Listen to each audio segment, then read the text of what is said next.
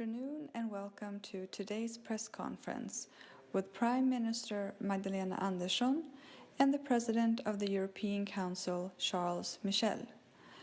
The press conference will be available on the government's website, government.se.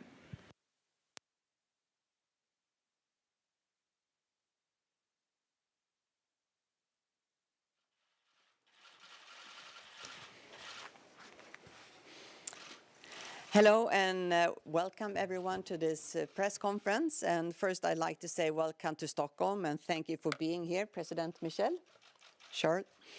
And your visit sends a strong signal of European unity and that we stand together against the Russian aggression and in solidarity with Ukraine and in support of our democracies and our common values. And during our working lunch, we had the opportunity to discuss matters on the EU agenda, including the two upcoming summits. And at the center of our attention, of course, is how the European Union can continue to support Ukraine and the importance of imposing further sanctions on Russia. We also discussed the security situation in Europe more broadly, including Sweden's and Finland's decision to apply for NATO membership. And out of NATO's 30 member states, 21 are members of the European Union, and they have welcomed Sweden and Finland to join NATO. And this is a true sign of our unity and the conviction that NATO will be stronger with Sweden and Finland as member states. And of course, as member states, we will be constructive partners of NATO. But the EU will remain our main foreign and security policy arena, and Sweden will continue to contribute to EU as a strong actor, and we look forward to strengthening our cooperation on security, both within the Union, but also as future members of NATO between the two organizations. I'd also like to take this opportunity to inform that Sweden's dialogue with Turkey is ongoing, and as I have stated earlier, I look forward to strengthening the Swedish-Turkish bilateral relations, including on peace, security, and the fight against terrorism. Before I leave the floor to you, Charles, I would like to just say a few words about the devastating events taking place in Texas. And as Swedes went to bed last night, they received new flashes of another school shooting in the United States. And when we woke up this morning, we heard the voices of survivors and witnesses. We also heard reports of a death toll, making this the deadliest school shooting in the US since 2012. And at this dark moment, our thoughts and our full support are with our friends, the American people, and with the families who lost a loved one in this dreadful act of violence. So again, Charles, I want to tell you thank you for coming to Stockholm, and I look forward to our next European Council, which is very soon, and which will take place next week. Thank you, dear Prime Minister. Thank you, dear Magdalena. First of all, allow me to join you and to join your words. We are all shocked by this tragic attack in Texas, and on behalf of the EU, I would like also to offer my condolences to the victims and to their families. Dear Magdalena, I would like to welcome you for your warm welcome for this occasion to meet you and to prepare together the next European Council meeting. This is a pivotal moment for Sweden and the whole EU, and your application for NATO membership comes at a crucial time. The values of peace, prosperity, freedom and democracy are now at stake in our European soil, and these values were forged from the ashes of the two world wars, and your decision is strongly supported by the Swedish people. We respect your choice, we fully support your choice and your decision, because NATO membership will be mutually beneficial for both the EU and for NATO. It will make Europe safer, and we look forward to a positive resolution to discussions among NATO allies.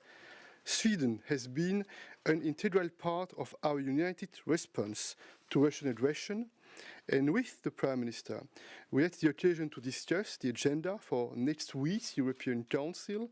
We discussed the importance of financial support to Ukraine, the short-term liquidity needs and the reconstruction needs. We also highlighted the urgency of bolstering our defense capabilities, as we decided in Versailles. We need to address our investment gaps in defense and to join forces as much as possible to maximize our impact. The issue of energy prices will also be crucial. High prices are putting pressure on our households and economies, and we will focus on phasing out our dependence on fossil fuels from Russia and boosting renewables. The war in Ukraine is also driving up global food prices, and the most vulnerable around the world will pay the heaviest price. In Odessa, I had the occasion to see millions of tons of wheat and grains blocked in silos because of Russian warships. Russia bears sole responsibility for the famines that are taking shape, but we are determined to take action to prevent this global crisis. And that's why we support initiatives like FARM, put forward by France and supported by the European Council and the G7, but also other humanitarian actions will be needed. We are convinced that we must stay strong and united against the Russian aggression. I know that we can count on Sweden, and Sweden can count on the European Union. I thank you, Magdalena. Thank you very much. Okay, we'll start with a question from SVT. Yes, I have a question for Michel. I wonder, there's a summit next week. How are you working with the unity of the European Union when it comes to the sanctions against Russia, and especially Russian oil? Will there be a discussion about sanctioning Russian oil at the table at all? We are working very hard in order to resolve the topic. You know that there's a proposal put on the table by the Commission. We have started a few weeks ago to address the question of sanctions on Russian oil. I had the occasion yesterday to have many contacts with different EU leaders. We discussed the topic today with the Prime Minister. I'm still confident that we can be able to resolve the topic before the European Council. It requires a lot of dialogue, a lot of political efforts, and we are working very hard in order to be able to stay united, extremely important, but also to take decisions in order to break the Russian war machine and to try to put pressure on the Kremlin in order to end the war. Yes, and from a Swedish government, we really support the Commission, the Council presidency and the Commission in the difficult work that they are doing during this period. You have been extremely successful. I mean, we have agreed on many packages, the most severe sanctions, way more than was expected. And we really, from a Swedish side, we want to be constructive. We want to go further with further sanctions to Russia, against Russia. We're moving on to TV4. Hi, I'm Jens Nordström from TV4 in Sweden. I have a question for the both of you. The European Union is perhaps not a formal party to the Swedish NATO application, but how do you view the negotiations with Turkey, and are you hoping that the Council will influence it in some way? I would like to say that we fully trust the way the Swedish government is acting in order to make sure it will be possible very soon to take a formal and a legal decision on this NATO application. We understand that today there are ongoing talks in Turkey on the topic. I don't want to make any statement that would make the talks more difficult, of course, but we think it's very important to express the political support from the EU in order to help Sweden and Finland to take this important step. Because, like I said, we are totally convinced that this is a new chapter for the future of the European continent. It's a new chapter because of this war launched by Russia against Ukraine. It's a new chapter in order to organize the geopolitical relationships. And that's why I'm convinced that this NATO membership for Sweden and Finland will make Europe safer. Well, I mean, we very much appreciate all the support that we are getting for our application from the European Union and from other NATO member states. And the dialogue with Turkey is ongoing, actually, right now as we are speaking. And I look forward to continue this dialogue. Next question is from TT News Agency. Mr. Michel. You have said many times, and now as well, that maintaining unity is the most important thing.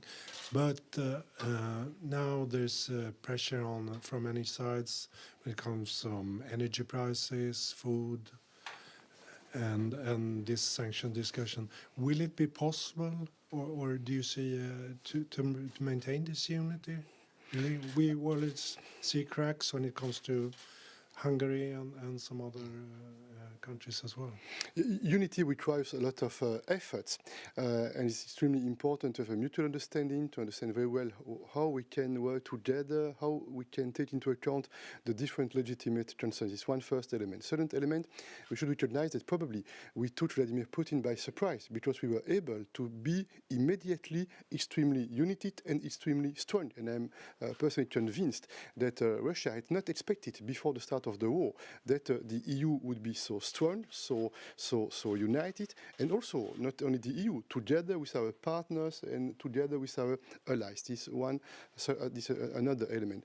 And finally, we know that it is important to end our dependency on Russian fossil fuels, and we took the decision in Versailles. This is a decision that we have taken all together by unanimity in Versailles. But we all know that the transition is more difficult because we need to find the concrete solutions in order to make sure that we protect the economic interest and also the social cohesion on the European soil. And that's why we are working, trying to be innovative, to be constructive in order to put some proposals on the table that will allow us to protect the unity and to be united. Is it easy? No, it's not easy. Is it difficult? Yes, it's difficult. But we don't give up, and we work a lot. And I hope, I sincerely hope, that we will be able again to show that we are united. And this European Council meeting on Monday and Tuesday is an important political moment in order to show our unity. You're more optimistic than Mrs. von der Leyen? I am optimistic by nature, but more seriously, I'm realistic. I know what are the difficulties. I'm very rational. I listen actively to all the different opinions around the table of the European Union's table, and I do my best in preparation of this meeting to propose some possible solutions. I mean, of course, this war affects all of us. It affects all citizens in the European Union, but also people living outside the European Union, both when it comes to energy prices. We have the Putin prices on oil. We have Putin prices on electricity. We do have Putin prices on food. And, of course, this is difficult. But there is an easy solution, and that is that Russia stops the war. I think what you said is also important. This is the thing that to get less dependency on fossil fuel. It is a transition period. It will be difficult. There's no question about it. But it's the right thing, both when it comes to security policy to not be as dependent on Russia. But we also know for climate to stop climate change, this is something that is the right thing to do. And now is the right moment in time to do it from several perspectives. All right, the next question will be asked by newspaper Svenska Dagbladet. Ja, jag har en fråga till Magdalena Andersson. Är det okej att ta den på svenska då? She wants to ask in Swedish. That is. Yeah. Yeah. Do you have? I think here is. No, it's not from Swedish to English. Oh, it's not Okay, from Swedish to English. Okay, Is it from? I can. it's not going to work. Okay. But she can just. Yeah. Ja. Fråga du. Ja, hur kommer det sig att det är din statssekreterare som skickas till Turkiet och inte utrikesministern? Och sen så undrar jag, Turkiet kom ju med den här kravlistan igår. Utifrån den, vad kan Sverige göra för att gå Turkiet till mötes? Vi har dialog på statssekreterarnivå. Det är samma nivå som Finland också skickar representanter, och det är den nivån som de kommer att träffa i Turkiet. Så att vi möts ju alltid på samma nivå som Turkiet bjuder in på. Så att det är bakgrunden. Alla länder har samma nivå på representation på de här mötena. Och vi kommer naturligtvis gå igenom och diskutera den listan, men också försöka reda ut en del oklarheter som har funnits i det som har skrivits i media och också påståenden som har kommit från olika håll. Ja, det handlar såklart om var någonstans Sverige skickar biståndspengar till exempel. Också att Sverige ju, vart vi säljer vapen till exempel, där har det funnits en del oklarheter och det är ju enkelt för oss att förtydliga detta från svensk sida. Okay. Vi skickar ju inte pengar till terroristorganisationer, såklart. Eller vapen heller. Thank you all for the questions, and that's the end of this press conference.